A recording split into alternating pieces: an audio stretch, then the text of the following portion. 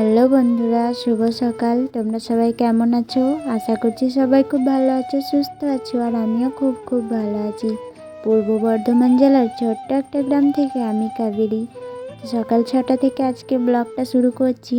তোমাদের সকলের কাছে অনুরোধ রইল আমার পুরো ভিডিওটির সাথে থাকার জন্য। তো অনেক দিন ব্লগ ভিডিও ছাড়া হয়নি, কারণ বাড়িতে পুজো ছিল, তো অনেক কাজকর্ম করতে হচ্ছিল, অনেক লোকজন এসেছিল, তো অনেক চাপ ছিল, তো সেই জন্য ব্লগ ভিডিও করতে পারিনি। তো এরপর থেকে প্রতিদিন ব্লগ ভিডিও দেব। তো বন্ধুরা দেখো, আমার বিছানা তোলা হয়ে গেছে, তো এখন আমি মাজুরটা গুটিয়ে দিচ্ছি। আর দেখো বন্ধুরা, আমি কিন্তু নিচেতেই শুই, কারণ এই রুমটাতে খাট ছিল, কিন্তু এই খাটটা মা বাবার রুমে দিয়ে দিয়েছি। কারণ এই রুমটা যেহেতু একটু বড় ছিল, তো যাতে সবার আর কি জায়গা হয় পুজোতে এলে না, আমাদের ছোট ছোট ঘর, তো শোয়ার জন্য জায়গা হতো না, তো সেই জন্য এই ঘরটা পুরো পরিষ্কার করে দিয়েছি, যাতে সবাই মিলে একটু শোয়া যায়।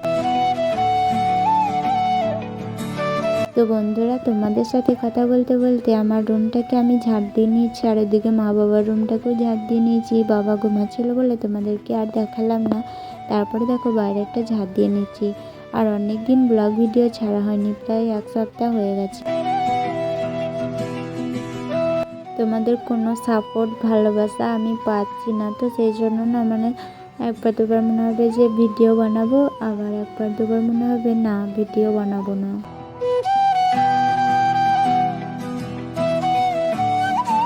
তো যারা নতুন বন্ধু হয়ে আমার এই ভিডিওটা দেখছো, তাদের সবার কাছে একটাই অনুরোধ, প্লিজ তোমরা আমার চ্যানেলটিকে সাবস্ক্রাইব করে আমার পাশে থেকো। আর যারা আমার চ্যানেলটিকে সাবস্ক্রাইব করে দিয়েছো, তাদেরকে অসংখ্য অসংখ্য ধন্যবাদ ও ভালোবাসা। জানো তো বন্ধুরা, আজকে আমার একটা অনেক বড় স্বপ্ন পূরণ হতে চলেছে। তো আমি আজ অনেক অনেক খুশি। কেন এত খুশি, আমার স্বপ্নটা কি পূরণ হলো, এটা দেখতে হলে কিন্তু বন্ধুরা পুরো ভিডিওটা তোমাদেরকে দেখতে হবে, তাহলেই তোমরা সবটা বুঝতে পারবে। আর যদি পুরো ভিডিওটা না দেখো, তাহলে কিন্তু তোমরা কিছুই বুঝতে পারবে না। বন্ধুরা, তোমাদের সাথে কথা বলতে বলতে দেখো, আমাদের শোকেসটা কিন্তু আমি ভালো করে পুছে নিয়েছি। আর আমি কিন্তু কিছুই দিইনি, শুকনো গামছাটা নিয়ে একবার পুছে দিচ্ছি, কারণ ঝাড় দিলাম, তো ঝাড় দেওয়ার পর আমি শোকেসটা ভালো করে পুছে দিই, কারণ ধুলো বালি সব বসে যায়, তো দেখতে ভালো লাগে না। তো এগুলো খাপ খাপ আছে, এগুলোতে অনেক ধুলো, প্রচণ্ড ধুলো বসে যায়, তো সেই জন্য আমি প্রতিদিন একবার করে মুছে দিই। এগুলো চকচক করলে না ঘরটাও যেন নতুন নতুন লাগে। আর এইদিকে দেখো বন্ধুরা, চেয়ারে আমি বিছানাগুলো রেখে দিয়েছি, আমাদের ঘরে আলাদাভাবে কোনো কিছু নেই যে এখানে এই জিনিসটা রাখবো বা এখানে এই জিনিসটা রাখবো, সেরকম আর কি।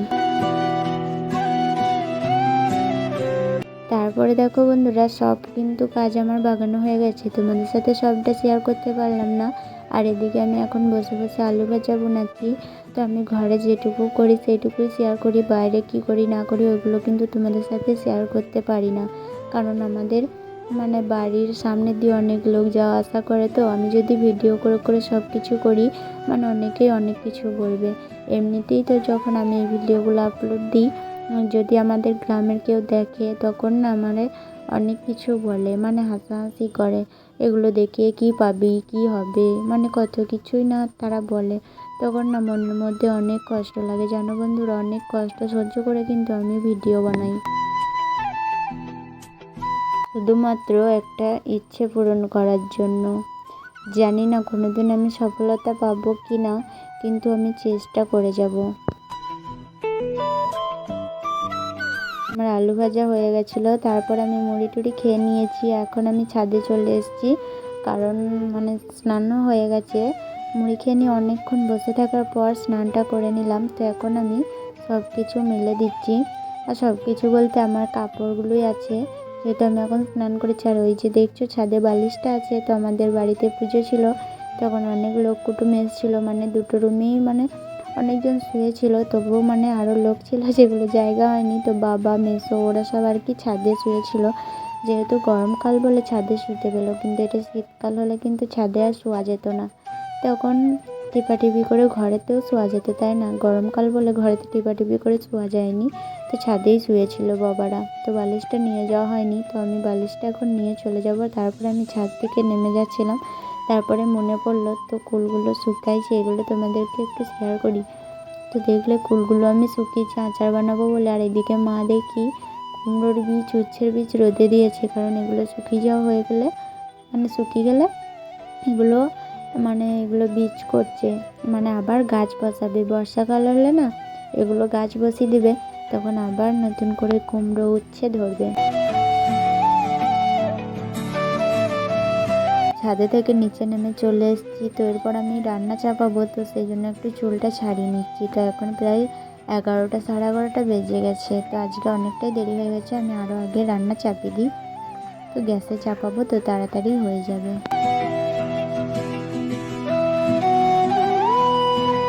আর জানো তো বন্ধুরা, রাস্তার ধারে বাড়ি তো আমাদের, আমি ভয়েস ওভার দিচ্ছি, অনেক আওয়াজ আসছে বাড়ির ভেতরে। এই সাইকেল যাচ্ছে, গাড়ি যাচ্ছে, কত রকম যে আওয়াজ শুনতে পাবে আমাদের বাড়ি থেকে, সে আর বলার নেই। আর হ্যাঁ বন্ধুরা, এতক্ষণ পর্যন্ত যারা আমার এই ভিডিওটা দেখছো এবং আমার সাথেই আছো, তোমাদেরকে অসংখ্য অসংখ্য ধন্যবাদ ও ভালোবাসা। এইভাবেই আমার পাশে থেকো, আমাকে একটু সাপোর্ট করো, একটু ভালোবাসা দিও, তাহলেই হবে।